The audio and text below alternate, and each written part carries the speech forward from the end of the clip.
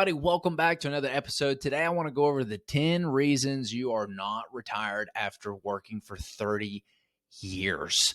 So I think a lot of people get to the point where they're in their 50s and 60s and they look and they've raised the kids and they have played the game the way they were supposed to play the game. They were brought up in a world where it was max out your 401k and invest in stocks and, save your money and diversify across all these assets. And they get to like 50, 60 years old and they're just not where they want to be. And so here's what I've seen in my experience based on the hundreds of conversations I've had with people in their 50s and 60s who have expressed to me why they're worried about not being able to retire and what has come from those conversations. So let's jump in. Reason number one, you're not retired after working for 30 years. You're not consistently investing. You're either trying to time the market or save up a certain amount of money before putting it in. You're waiting or betting big on investments that you think are going to retire you in a few years, the get rich quick stuff. You're not consistently investing and sticking to a strategy. You've got to do this. Number two, you forgot to use tax advantage retirement accounts. Most people don't know that the biggest expense is not their mortgage. It's taxes. Taxes account for tens of thousands, sometimes hundreds of thousands of dollars a year. And your expenses is the biggest expense you pay. A lot of people don't even know that they pay it because it comes out of their paycheck before they receive it. And if you were to invest all the money that you'd paid in taxes every single year and let that compound, I promise you, you would retire. Taxes are the hidden cost that we all pay as a society. And I'm not saying taxes are bad. They're definitely needed, but there are plenty of tax advantage retirement accounts out there that a lot of people don't use and don't know about. So there are obviously 401ks is the one that everybody kind of knows about. Knowing the advantage of what a 401k does is very important, but there are self-directed IRAs, there's Roth IRAs, there's self-directed Roth IRAs, there's health savings accounts, there's SEPAs, there's so many tax advantage vehicles that the government puts out there because the government wants you to invest for your own retirement. It knows that a society cannot rely off the government alone. And so they're trying to build individualizable retirement plans so you're able to take care of yourself down the road. So look into all the tax advantaged accounts. There are so many free retirement accounts that you can set up. And so every portion of your paycheck that is going to the government, you can take a piece of that, put it into a tax advantaged account, and you can keep more of your own money. Literally, instead of giving the money to Uncle Sam, you can keep it to yourself and invest it.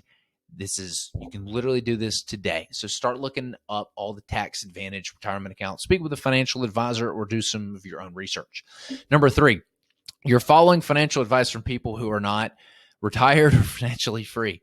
If you break your leg, you're not going to call your friend Susie that works with the astrology numbers to figure out what you need to do with your leg.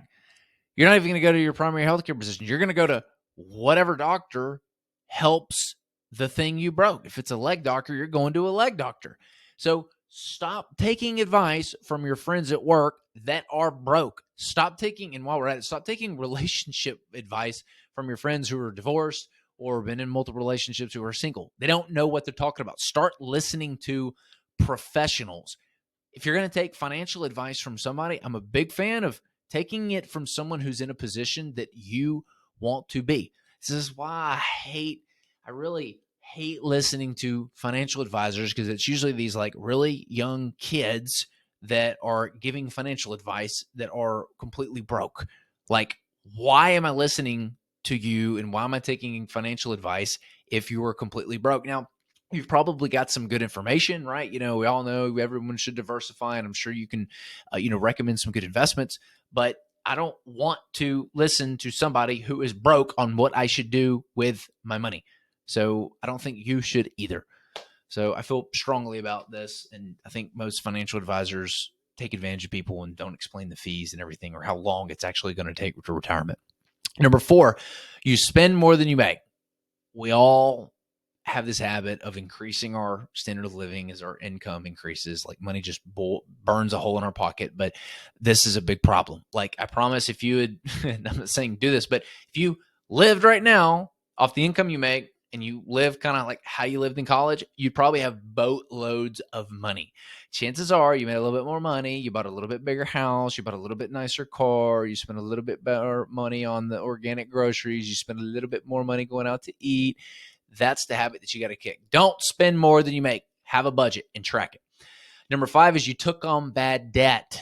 There's good debt and bad debt. I like real estate because real estate can be good debt. You take out debt and it appreciates. You have a tenant pay down your bill, or you force appreciate the value of land through like a rezone process, right? It is good debt that you're taking on is going to increase your net worth. Cars, boats, bad debt. Your asset is not going to appreciate. It's going to take, it's basically a black hole of money. If it takes money to upkeep, it is not an investment. A lot of people think their home is an investment. Your home is a liability. It costs you money every single month. It costs you money. If you had a tenant in there paying your mortgage and paying for all the stuff while your asset appreciates, that's an investment. So anything that increases your net worth and doesn't cost you a lot of money or doesn't cost you money is an asset. Anything that decreases your net worth over time and costs you a lot of money is a liability. So do not take on bad debt. 6 is you neglected a budget. You can't stop the bleeding if you don't know what it is. You need a budget. Number 7, you never invested in yourself. The best investment you're going to make is in you. And I can tell you from my experience, I could have spent $100,000, 4 or 5 years ago, and maybe it's worth, I don't know, $170,000, $180,000. I then instead, I took that money and I invested in masterminds. I invested in coaching. I invested in a lot of things that taught me skills like leadership and hiring. And that has allowed me to make way more than $70,000, $80,000 had I invested in it. So my number one investment is investing money into me, because the skills and knowledge I learn allow me to make way more money than if I were to put it in any kind of investment. But I'm very particular about what I invest in. I probably spend probably about $70,000 a year on my education and my coaching, because the ROI is just so much better than what I'm going to get on other things. But, I then take my money and I'll invest it in other stuff too on top of that. But number 1, I look to invest it in me. Number 8, you never educated yourself on investments. I had a buddy call me recently and he's like, dude, can you walk me through my 401k? He's had a 401k for 15 years. He doesn't know what a 401k is. Blows my freaking mind. He didn't even know how to log in or who it was with. He had no clue what a 401k was. He was thinking about cashing it out, and he'd heard that was a bad thing and wanted my advice on why. And I'm like, dude, educate where your money is. You've got to know what it's parked in. You got to know what investments are. Start educating yourself. Buy books, read, go to seminars, hire people for advice. Number 9, you followed popular investing fads. How many broke people out there investing in crypto? It blows my mind. I had a conversation the other day with my brother. I think he's just back up to break even on his crypto investment. He bought when everybody was talking about crypto. I was having my buddies call me recommending Shiba coin and all these altcoins. And my brother's like, oh, should I do it? His wife at the time, my sister-in-law, was selling some kind of crypto product to people. I don't know what it was, but it was the craze, right? And everyone gets excited when everyone else is doing it. And that usually turns out to be poor decisions. So don't follow popular investing fads. Okay.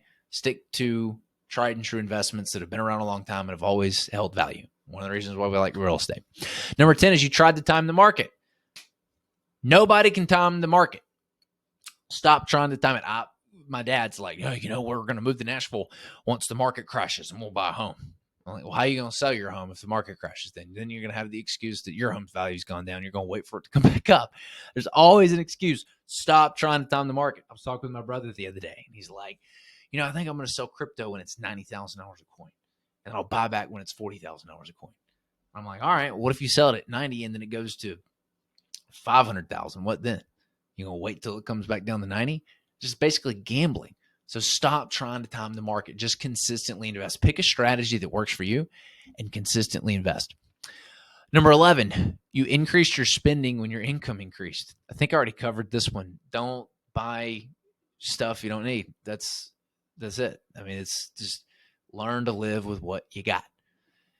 Number 12, you never created a plan to begin with. This is so true. Nobody creates a plan these days. I can't tell you how many calls I get on with people and they don't have a plan. My mom and dad.